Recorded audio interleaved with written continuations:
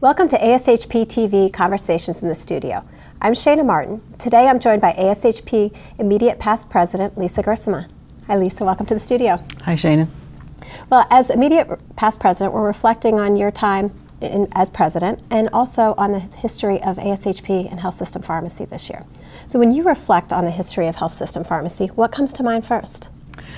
Well, what I really think about is just the foresight of the folks that, met 75 years ago to realize that hospital pharmacy needed its own home.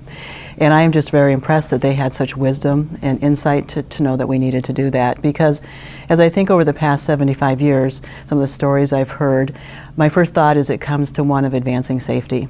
And just the thoughts about, unit dose medications, all the technology that we've put in place. It's always interesting. We've had several pharmacists who have retired from United Hospital. That's where I'm the director. And I love listening to their stories. Many of these folks, they started there as student interns and spent their entire career there. So they're like this walking history book. And they talk about, and this was even after we had moved at least meds down to the pharmacy and off the patient care units, but they put medications in envelopes.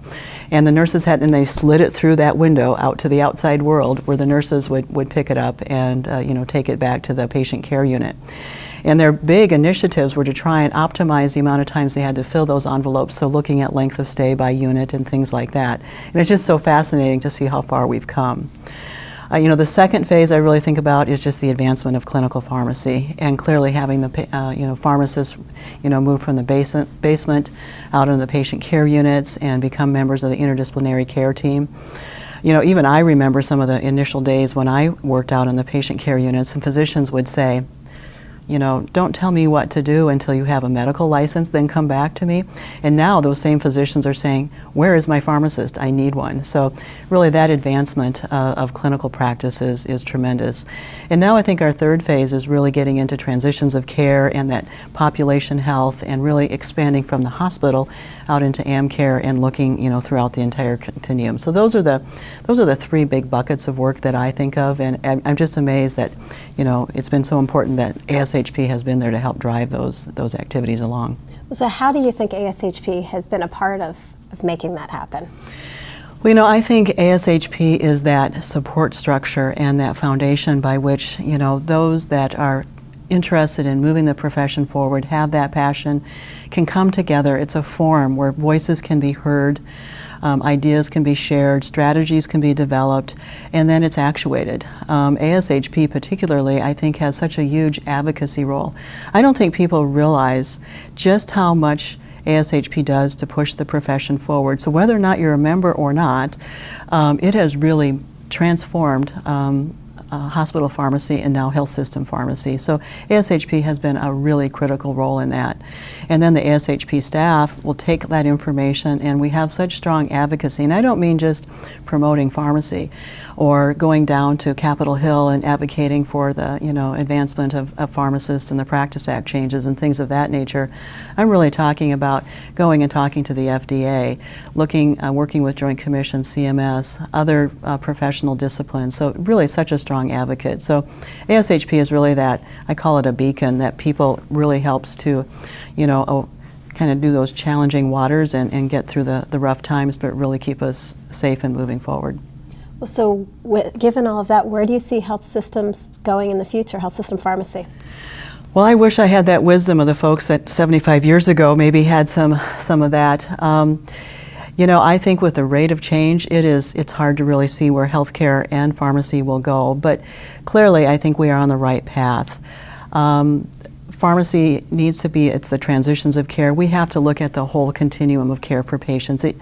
Hospitals will continue to be there, or there'll have to be some way of taking care of patients with acute illnesses.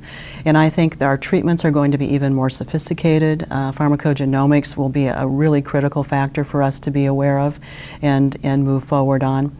But I think, other key things that we have to do, I discussed this in my inaugural address last year, and that was really finding our true north. And the four key constructs of that I really think are important. Number one is accepting accountability for patient medication outcomes. That is the cornerstone. And pharmacy is beginning to do that more and more, and there's some pockets of it that are doing a great job, but there is still a little struggle, I think, sometimes. But really, we have to take the great things that we do and the things that we're not doing so well, we have to figure out how to make them better. And so that is really critical for us to move forward. The second is, in order to do that, we just have to be so excellent in our practice. And so that really means that people have to really understand the value of board certification. All pharmacists have to commit to a continuous professional development program. And we really need to know the information about medications. But then, and this is something I oftentimes work with the students that I work with and our residents particularly, you have to take all that good information, and then there's an art of how to apply it. How do you do that? And you have to, not every published trial will fit exactly to the patient that you're caring for at that particular time. So there has to be the art of applying that information. The third then is you got to be part of the team. And so pharmacists really play a valuable role in interprofessional care teams. It's not just about the physicians and nurses, and I think that is well recognized. And there's a whole set of skills that we need to use that as well. People need to know when to push and when to sit back, but really collaboration and really knowing how you give and take, and really with that patient at the center of that equation. And then the final thing is we really need to have very strong leadership and continued growth in that area to help be able to paint that vision, move our folks forward, break down barriers, and especially try and identify the value that we provide so we can share that with payers and administrators and others to say this is why we need to be in the game. Very good. Well, it'll be interesting to see what the future brings in the next 75 years. Absolutely. Well, thank you for joining us today. Thank you. This has been ASHP TV, Conversations in the Studio. Learn more about ASHP TV at www.ashptv.com.